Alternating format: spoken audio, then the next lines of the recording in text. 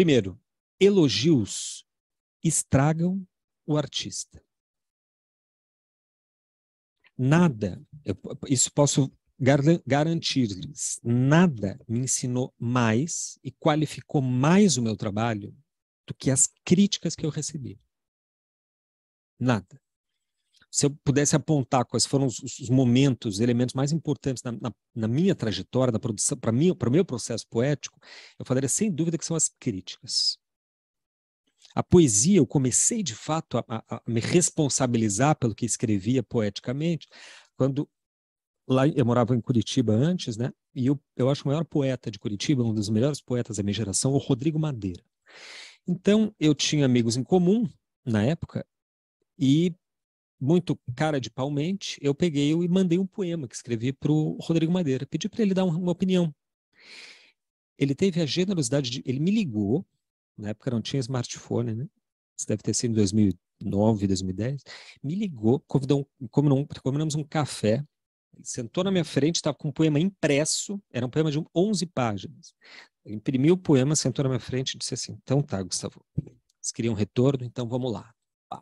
Desconstruiu o poema de alto a baixo, fez uma crítica assim sistemática.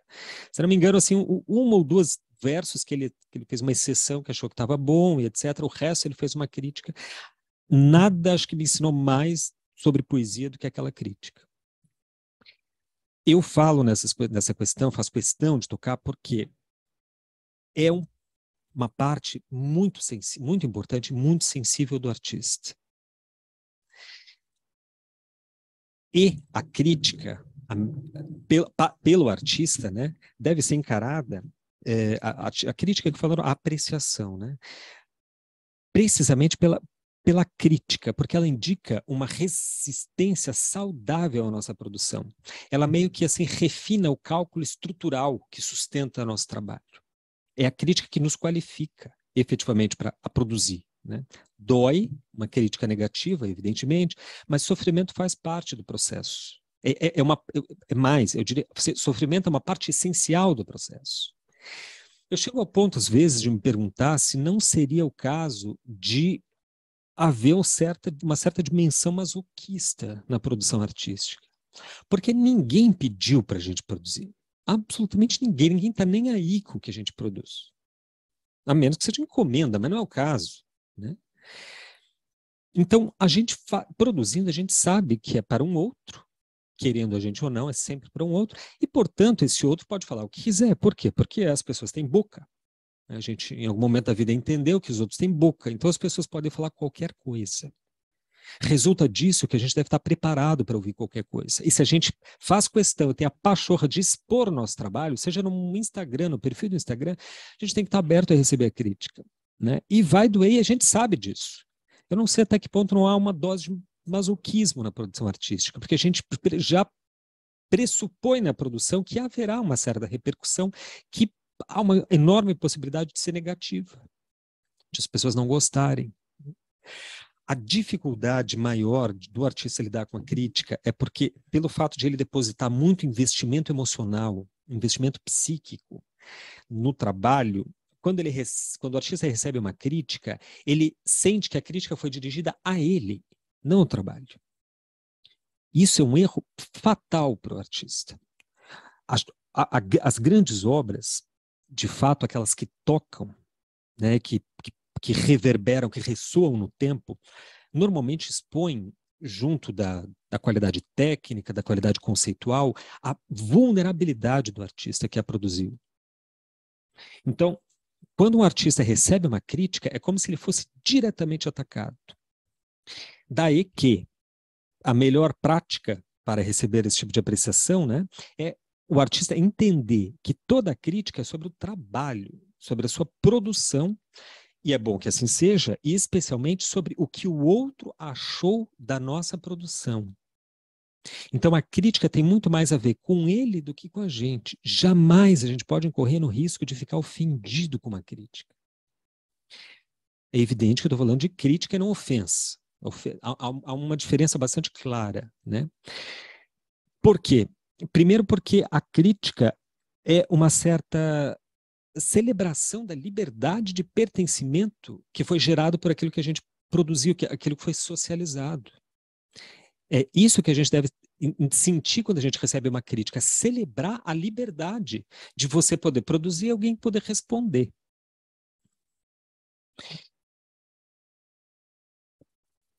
E especialmente porque todo o trabalho artístico deixa de pertencer ao artista quando ele é compartilhado. Ele não é mais nosso. Ele nunca foi. Como eu deixei bastante frisado semana passada, não é sobre você. Gosto de falar olhando para a câmera, porque para cada um que eu estou falando, não é sobre você. Então, quando o outro faz uma crítica, ou se sente no direito de criticar, é porque, de fato, aquilo que ele viu passou a fazer parte das suas experiências também. É um pouco dele agora. Dele que viu a sua obra no Instagram, no museu, na galeria, seja onde você expuser, né, na sua própria casa. Se vocês tiverem a sutileza e a sofisticação de encarar as críticas dessa forma, vão entender que toda crítica é, no fundo, uma espécie de elogio. Porque ela prova que o seu trabalho foi apropriado pelo outro. O outro que está fazendo a crítica, né? Alguém se deixou tocar por ele. Isso só prova que o teu trabalho fez efeito. Seja negativa ou positiva, a crítica é porque alguém se deu o direito, alguém teve a generosidade de se deixar tocar pelo seu trabalho. Alguém parou tudo para prestar atenção no seu trabalho. E a atenção, gente, é um dos artigos mais caros da contemporaneidade. Está aí o Mora, que não nos deixa mentir, que eu sei que ele trabalha um pouco com marketing digital, se bem entendo, né?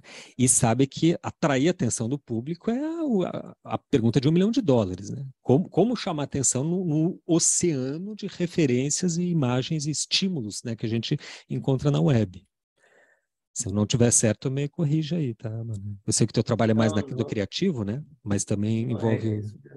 Quando a gente faz um teste, uma pesquisa com usuários para ver se como vai ser criado um projeto ou como está um projeto, um produto, mesmo quando a gente está com ele contratado para ele utilizar alguma coisa, é difícil ter essa resposta aberta, honesta, porque ele está pensando em outras coisas, é difícil ter essa coisa. E acho que acredito que com arte é a mesma coisa, né? Com essa, sei lá, prestar atenção numa obra de arte, prestar, se não for alguém tipo, olha aqui, isso daqui assim, não sei, eu fiquei imaginando quando estava falando ali, é exatamente isso, né? Quando a gente vai, né, e uma outra colega falou a respeito do minimalismo também, vai numa coisa diz, isso é feito por uma criança, coisa e tal. Talvez seja essa a primeira coisa que vem à cabeça e que é assim, é fácil mesmo, mas e o parar e analisar aquilo e tentar ver, tentar entender esse tempo, né, que tu está dizendo, de prestar atenção, isso é bravo, né? É um fenômeno que tem que ser investigado. E nós, artistas, nós produtores de imagens, precisamos estar muito atentos, assim, a elaborar sobre esse espaço, né, que chama crítica. De novo, aqui, crítica é a apreciação, o retorno que se tem sobre o trabalho, tá, gente? Pode ser crítica negativa, pode ser crítica boa, pode ser ofensa, que daí é outro caso. Talvez o caso mais emblemático, onde esse limite entre crítica e ofensa ficou evidenciado na história, é o caso famoso, não sei se todos conhecem, da crítica que o Monteiro Lobato fez a Anita Malfatti. Monteiro Lobato, todo mundo conhece, é o escritor do Sítio do Pica-Pau Amarelo, né? Um grande escritor, um grande autor, um domínio técnico, literário extraordinário, e ele vai numa exposição individual da Anita Malfatti, uma das grandes artistas modernistas brasileiras, né? Não gosta do que vê e faz uma crítica absolutamente contundente ao trabalho dela. Só que a crítica foi tão incisiva que ela parou de produzir. Ela entrou em depressão e parou de produzir durante anos. Nunca mais foi a mesma. Porque aí a crítica do Monteiro está na internet. Vocês digitam crítica, Monteiro Lobato, Anita Malfatti, dá para ler a crítica. Realmente é um negócio demolidor. O problema é que, precisamente porque ele dominava muito a técnica literária, e ele realmente não tinha uma rejeição. O Monteiro Lobato é um escritor conservador, bastante conservador, problematicamente conservador, né? O Monteiro Lobato era eugenista. Então ele não gosta nada, ele não tem nenhuma simpatia pela arte moderna, especialmente porque estava surgindo em 1922. Então ele já vai de má vontade. Aí ele escreve uma crítica que, em que pese tem ali uma boa qualidade de análise crítica, ele beira um insulto pessoal, porque ele usa ironia, né? E um bom escritor usando de ironia, aquilo vira arma. As palavras viram armas na mão dele, né?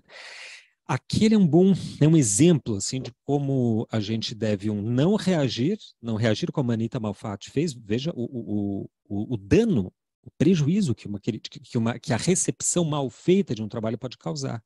Uma artista como a Anita Malfatti parar de produzir. E o dano de a gente fazer uma crítica que se confunda com ofensa, né? A gente tem que saber diferenciar. Eu falo tudo isso, gente, na verdade, com interesse na causa, né? Estou falando porque vai chegar o momento em que eu farei a crítica de todos vocês, do trabalho de todos vocês. Não tem jeito, em algum momento vocês vão apresentar um trabalho, mas para o final do curso eu vou fazer a crítica. Pode ser positiva, pode não. Tentarei ser o mais imparcial possível, né? Mas será uma crítica. Então, assim, crítica a gente faz dessa forma como eu estou sugerindo, aconselhando. Tenham isso mais como um conselho. Eu dizia que a produção, o que o outro tem todo o direito de criticar, porque a produção artística passa a ser um pouco dele, porque o tocou no sentido forte do termo, toca a ele, quer dizer, lhe diz respeito, passa a lhe dizer respeito que a gente produz. O outro, quando se sente afetado por aquilo é um pouco dele, é propriedade dele. A produção artística, em geral, é um produto comum. Porque arte, gente, é algo público, não privado. Isso que é muito importante saber, e eu acho que há muita confusão no terreno da arte. A arte é algo da esfera, da dimensão pública, precisamente porque a arte é feita para o outro. Ela, portanto, como tudo que é público, ela cresce e melhora sob o livre exercício de múltiplos pontos de vista. Como a democracia. Né? Nas sociedades democráticas, elas só crescem quando há divergências, né? Quando há oposições. Não quando há confrontos entre inimigos, né? Mas quando há discussões e debates entre adversários. É assim que os Estados nacionais democráticos crescem. Porque daí você tem múltiplos pontos de vista e a representação de todos se sentem representados. Né? A crítica, mesmo assim, uma expressão leviana, como essa que a Anne levantou, né? De alguém no museu, isso é muito comum, né? Falar, isso daí meu filho também faz, etc. Mesmo essa observação assim de um frequentador ocasional, alguém que não é do terreno, que está passando por ali, viu? Às vezes, gente, é uma das poucas formas que esse público teve de interagir com o fenômeno estético. A gente vive num país, isso quando na nossa produção, a gente não pode esquecer nunca, onde tem hoje 33 milhões de pessoas com fome. Se você não considerar isso quando você produzir, seja lá o que você for produzir, você vai produzir um trabalho alienado. 33 milhões de pessoas passando fome. Então, o que acontece? É muito raro, isso nos implica, por quê? Porque gera um ambiente onde é muito raro encontrar alguém com uma visão sofisticada de arte. Muitas vezes a pessoa critica porque é a única forma que ela aprendeu a se relacionar com o fenômeno artístico. Né? Às vezes ele normalmente está repetindo um comentário. Esse comentário de meu filho também faz, é um comentário que as pessoas ouvem e repetem. Por quê? Porque não sabe como reagir ao fenômeno estético. Porque nunca aprendeu. Um país que tem 30 milhões de famintos não tem educação estética. É só o que faltava. As pessoas não têm comida na mesa e vão ter qualificação para fazer uma análise crítica do trabalho. Então, o mais comum é receber comentários levianos, críticas mal feitas, ofensas. Isso é com os outros. A nossa parte, enquanto artista, é saber lidar com isso da forma mais inteligente. Por isso que eu fiz questão de elaborar esses pressupostos aí, né? Numa sociedade de consumo de mercadorias como a nossa, numa sociedade hoje especialmente extremamente neoliberal o neoliberalismo é uma racionalidade política altamente violenta. Nessa sociedade é muito comum a gente confundir apreciação com precificação. São termos que têm a mesma origem etimológica. Vem de preço, de apreço, de apreciar, só que são radicalmente diferentes. No capitalismo, a gente confunde o tempo todo apreciação e precificação. Isso é uma confusão que a gente, artista, não pode cometer. A gente tem que ter bem claro o que é uma coisa e o que é outra.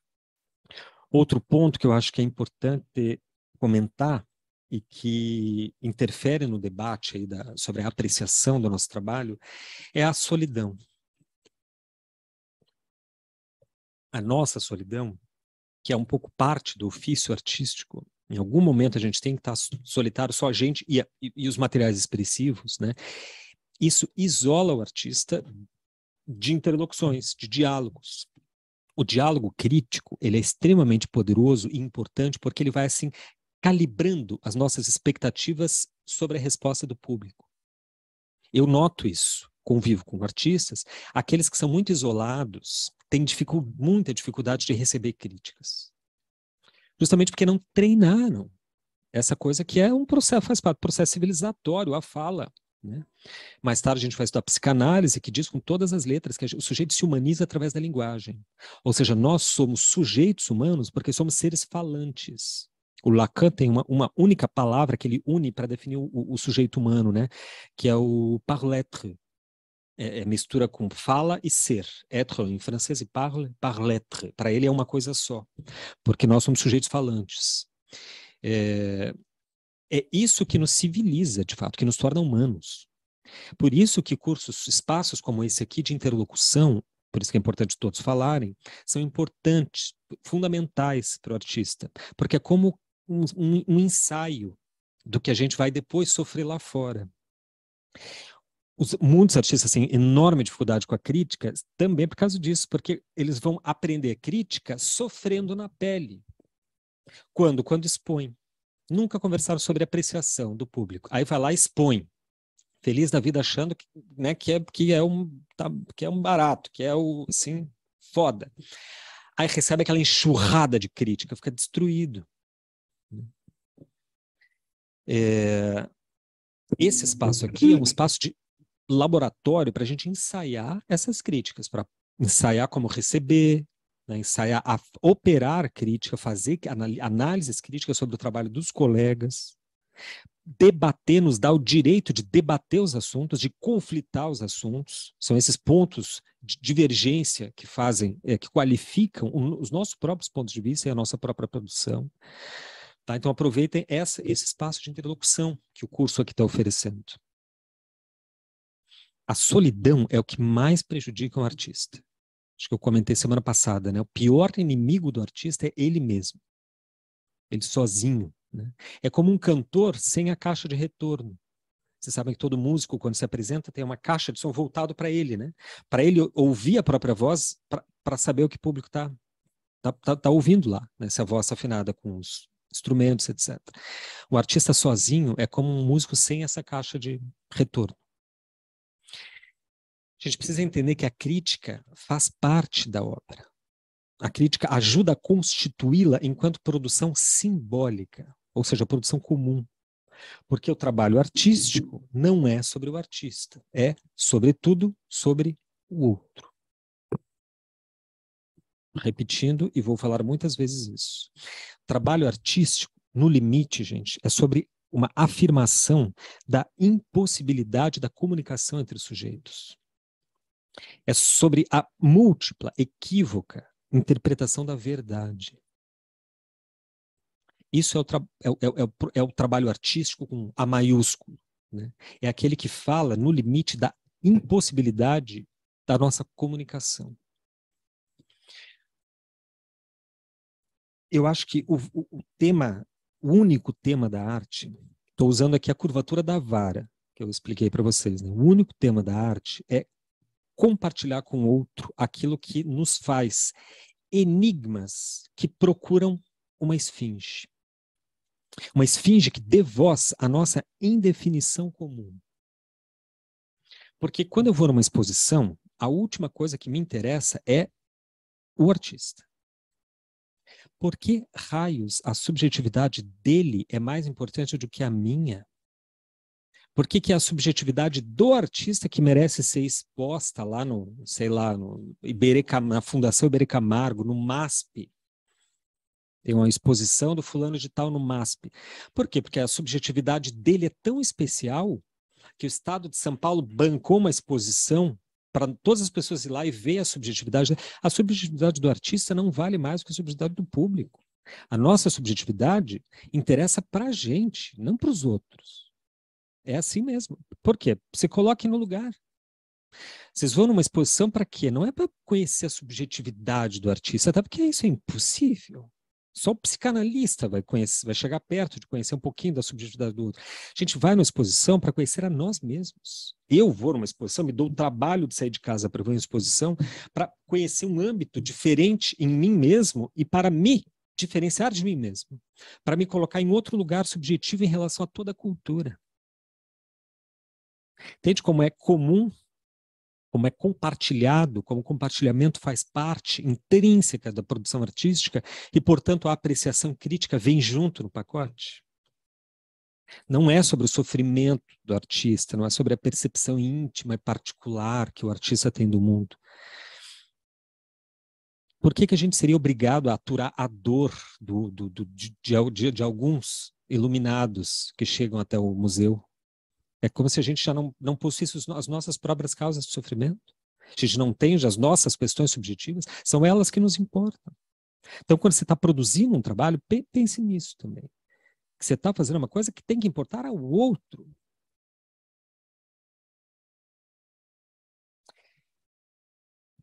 A crítica também tem uma função importante no próprio trabalho e ao próprio artista. Ela nos qualifica enquanto sujeitos pertencentes a um mesmo jogo simbólico.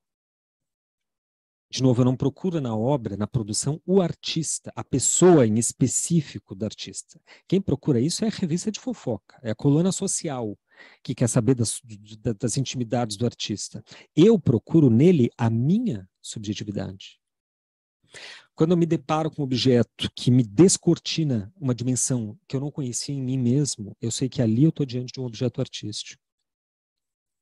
A melhor prática, então, para concluir, com que a gente pode se relacionar com a crítica é entender que, primeiro, que ela não é direcionada ao artista, mas ao trabalho, né? E tem a ver com a recepção do público, não com o artista. Seria muita vaidade da nossa parte achar que ficar ofendido é um certo sinal de vaidade. Porque... Oi, quem falou? Tu falou, é aí que eu estou na frente, sinto que eu estou na frente de uma obra de arte. Por quê? Quando eu me deparo com algo desconhecido de mim mesmo, eu sinto que eu estou na frente de um objeto artístico. Do objeto artístico. De arte, né? Sim, Porque a arte, precisamente, ela teria a função última dela é expressar as diferenças. Na igualdade, isso a gente vai falar bastante nesse módulo ainda, tá? Nesse módulo do programa. As semelhanças, as identificações nos fazem, a nós mesmos, nos reconhecer numa dada cultura, certo? Uhum. As diferenças fazem com que nós nos conheçamos.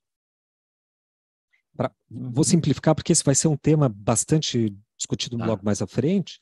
Simplificando, seria assim, ó, quando eu vejo algo que se refere a coisas que eu já... por exemplo, eu vou num lugar em que os meus amigos vão, para ver um artista que os meus amigos gostam, para ouvir um show que eu gosto, que os meus amigos gostam. Naquilo ali, a gente se identifica. Eu me identifico com esse tipo de música, com esse tipo de arte, com esse tipo de coisa, de produção. Me identifico com esses amigos, que por sua vez se identificam a si mesmos com aquilo. O identificação vem do idêntico, o igual. Ali eu me reconheço como parte de um grupo. Reconheço. Mas onde é que eu me conheço? Eu me conheço precisamente, Mora, na diferença. Precisamente na diferença que eu tenho em relação a todo esse grupo. Naquele aspecto que bate e não volta. Tudo aquilo que bate lá e retorna, ou seja, que eu me identifico, que é idêntico ao outro, não sou eu. Porque idêntico ao outro, então não é meu. Nem do outro, é de ninguém. O que é meu, o que é nosso, é absolutamente singular. E é somente na singularidade que a gente vem a conhecê-lo. Ou seja, na diferença. Por isso que o artista cabe não agradar ou reforçar identificações, mas pelo contrário, cabe ao artista firmar as desidentificações, destituir afetos que vão propiciar para o público o reconhecimento dessa diferença que os singulariza enquanto sujeitos diferentes de outros. Daí que a função do trabalho artístico é sempre o outro, e daí que quando eu estou diante de algo que descortina algo de mim que eu não conhecia, eu sei que aquilo é arte, porque eu me conheci a partir daquilo. Se eu só me reconheci, eu estou diante de uma projeção minha mesmo. É complexo, eu sei que é complexo, eu tentei ser meio sincopado, ficou confuso talvez, né? Não, mas é legal, é bacana isso aí, mas assim, a gente vai discutir isso, não precisamos esgotar isso agora, mas daí entra essa coisa de novo, né, o que é arte, para quem e quando isso é arte, né? Porque para diferentes públicos ou pessoas, uma coisa pode ou não pode ser arte. E aí vai bastante por esse caminho, porque se eu reconheço no outro, naquilo que eu estou olhando, né? Não no outro, mas na obra, alguma coisa em mim que aquilo me espanta, me choca, me faz encontrar em mim alguma coisa que eu não estou, poxa, aquilo mas pode ser que aquela obra de arte não seja reconhecida pela crítica como sendo uma grande obra de arte, mas para mim aquilo significa muito e é uma obra de arte. Pode acontecer esse tipo de coisa. A gente não está aqui falando, digamos, da definição do que é arte e do que não é arte, dessa instância, né? Porque, afinal, esse é um buraco, um pântano. Falar o que é arte e o que não é arte vira uma catástrofe, né? Porque se eu disser para vocês o que é arte, primeiro que assim, eu vou estar dizendo, que existe uma circunscrição do que é arte, uma definição, e dois, sou eu que sei, eu que digo que né? Não é esse.